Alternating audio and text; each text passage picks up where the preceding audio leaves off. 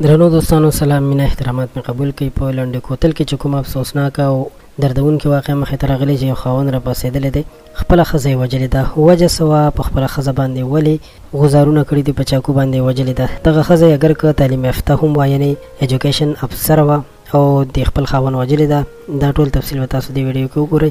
واقع داسې شوې ده چې کله پولیسو ته خبر ورکړی شوې ده چې دلته یو ښځه پرته ده او په وینو کې لت پت. هغوی چې راغلي دي کله چې سکول کولو کړی دی، نو دغه افسره چې تعلیمي افسره وه په وینو کې لت پت پرته ده او د بهر نه ورته تاله هم لګېدلې چې چوکیدار به عموما همدغسې کار کولو، بهر نه به یې تاله لګوله. دوی همدغلته لنډې کوتل کې چې کوم سکول و، ګورنمنټ ګرلز سکول، هغې کې پاتې کېدل چې دا په میري خیل کې دی، او همدغلته چې کوم هاسټل و دغه کې په پاتې کېدل، د شپې به هم پاتې کېدل، ځکه چې دوی خپله کورنۍ چې وه دا په بنو کې وه. دوی په دغه سهار باندې چې کله د دې قتل شوی دی، نو د دې خاوند او 4 بچي د هغې بو تښتېدلي وو.